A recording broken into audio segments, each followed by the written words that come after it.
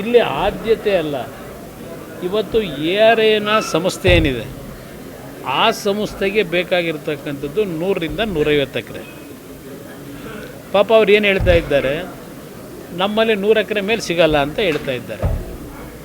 ಅದು ಒಂದು ARA ಅಂತಕ್ಕಂಥ ಒಂದು ಸಂಸ್ಥೆ ಟೆಸ್ಟಿಂಗ್ ಸೆಂಟ್ರಿಗೆ ನಮಗೆ ಬೇಕಾಗಿರ್ತಕ್ಕಂಥ ಜಾಗ 100ರಿಂದ 150 ಎಕರೆ. ಆದರೆ ಆ ಟೆಸ್ಟಿಂಗ್ ಸೆಂಟ್ರನ್ನ ನಾವು ಪ್ರಾರಂಭ ಮಾಡೋದ್ರಿಂದ ನೂರಾರು ಕಾರ್ಖಾನೆಗಳು ಪ್ರಾರಂಭ ಆಗ್ತಾವಲ್ಲಿ, ಆಗ ಡೆವಲಪ್ಮೆಂಟ್ ಆಗುತ್ತಲ್ಲ.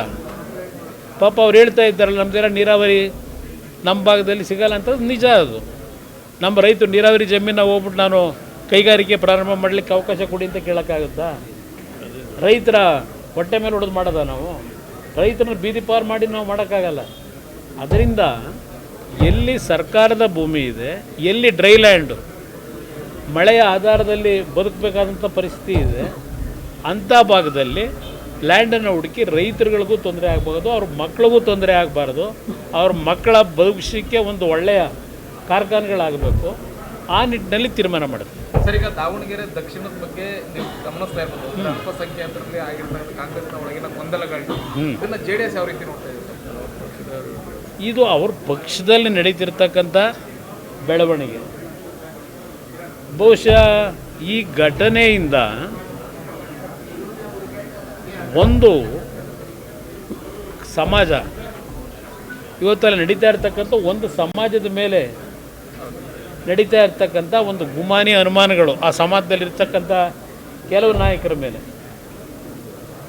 ಈ ಗುಮಾನಿಯ ರಾಜಕಾರಣದಲ್ಲಿ ಇವತ್ತು ಕಾಂಗ್ರೆಸ್ಸಲ್ಲಿ ನಡೀತಿರ್ತಕ್ಕಂಥ ವಾತಾವರಣ ಏನಿದೆ, ಬಹುಶಃ ಮುಂದಿನ ದಿನಗಳಲ್ಲಿ ಆ ವರ್ಗದ ಜನ ನಮ್ಮ ಜೊತೆಯಲ್ಲೂ ಮೊದಲಿಂದಲೂ ನಮಗೆ ಹಲವಾರು ಕ್ಷೇತ್ರಗಳಲ್ಲಿ ಗೆಲ್ತಕ್ಕಂಥ ಸಹಕಾರ ಏನು ಬರ್ತಾಯಿತ್ತು, ಇವತ್ತು ಅವರಿಗೆ ಮನವರಿಕೆ ಆಗ್ತಕ್ಕಂಥದ್ದು ಈ ಬೆಳವಣಿಗೆಯಿಂದ ಆಗಬಹುದು ಅಂತಕ್ಕಂಥ ರಾಜಕೀಯದ ಒಂದು ಅನಾಲಿಸಿಸ್. ಅಂದರೆ ಆ ಥರದ್ದು ಏನಾದ್ರು ಸೂಚನೆಗಳು ನಿಮಗೆ ಸಿಗ್ತಾ ಇದೆ?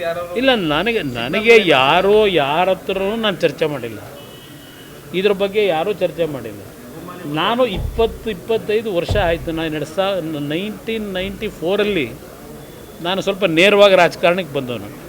ಅಲ್ಲಿಂದ ಇಲ್ಲಿವರೆಗೆ ಹೆಚ್ಚು ಕಡಿಮೆ 27-30 ವರ್ಷ ಆದಂಥ ರಾಜಕೀಯದ ಅನುಭವಗಳು.